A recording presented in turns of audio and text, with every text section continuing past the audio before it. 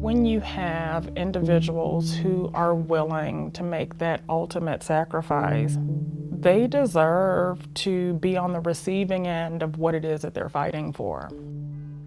We should not be having this conversation because we should not have homeless veterans. Military is beautiful. You get lifelong friends, they teach you, they feed you, they help you, they pay you.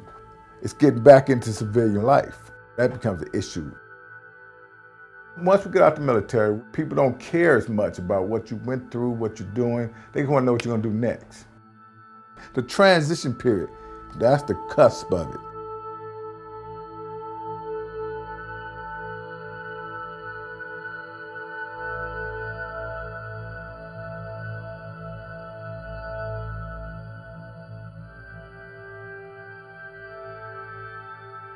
On any given night, you'll find about 50,000 homeless individuals in Los Angeles County, and about 7% of those are veterans. If they have some residual trauma, if they've experienced abuse while they were in the service, and then you have to come back after having witnessed things that most of us could not even imagine, and then you have to come back and reintegrate back into a family. It's challenging. And so sometimes people choose to isolate, or they're unable to find employment. We can put people into apartments, but we have to figure out how to help them keep them.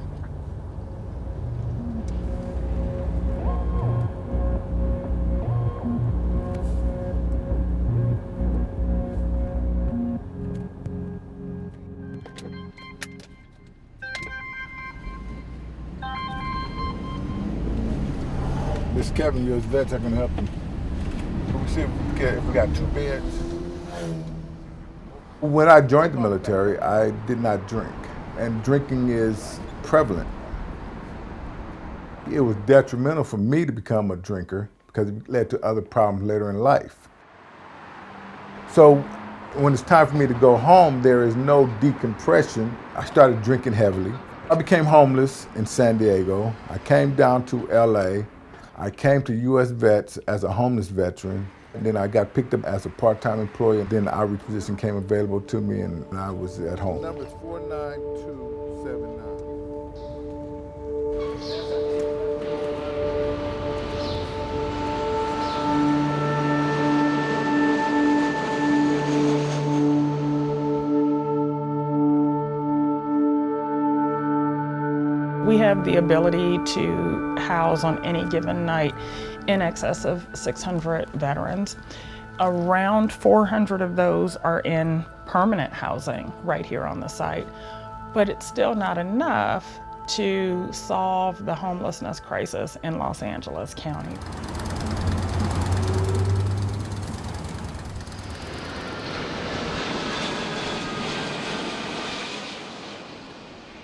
I served in the U.S. Navy 1974 to 1976 during the Vietnam War era.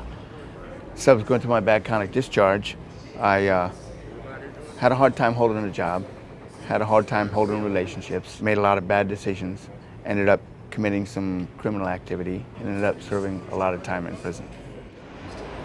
When I came here, I didn't have much hope, but I didn't have anything to lose either. And so, thinking that I was not going to be helped at all because of my bad conduct discharge, U.S. Vets didn't just throw me out to the curb, to the streets, and say there's nothing we can do for you.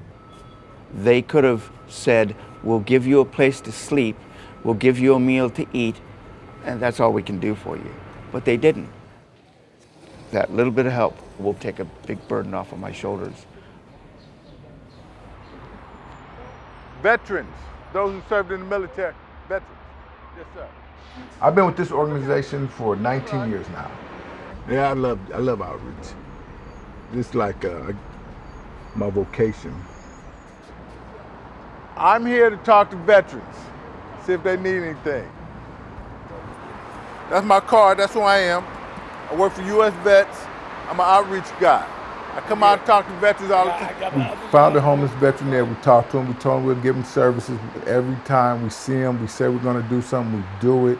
And eventually trust is established. All right, I'm going to go down here. Any other veterans? I tell a veteran about myself. I tell him that I was in his shoes at one time and the things that I had to do to become self-sufficient once again.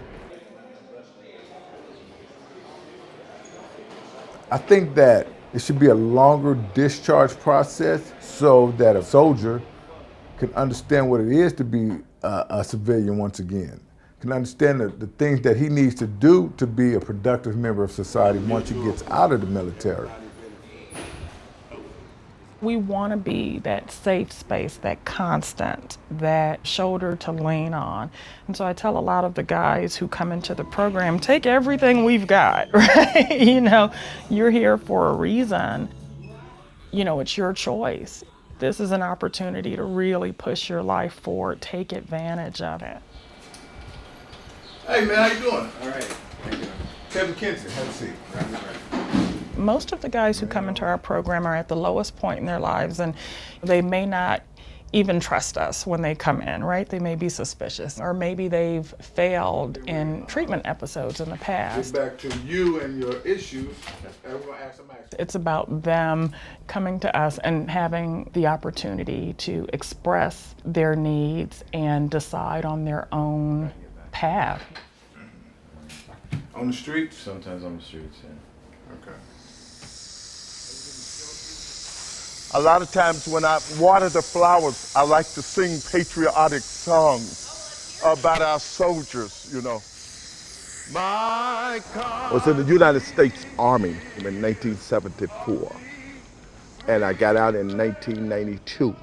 But I was in for the last of the Vietnam War, you know. So from time to time, I did special duty as an usher to bring home our vets that had deceased in the war, and it was such a challenge to bring home those soldiers. I suffered, PTSD, post-traumatic stress, because I had got hurt in the military. I didn't want to be around anybody, so I was alone for a long time. Anywhere from 10 to 14 years. Sometimes I lived under bridges, sometimes I lived in the car. I've been here now for going on 4 years. Doing the gardening and the flowers and stuff, it takes a mental effect. It lifts you up.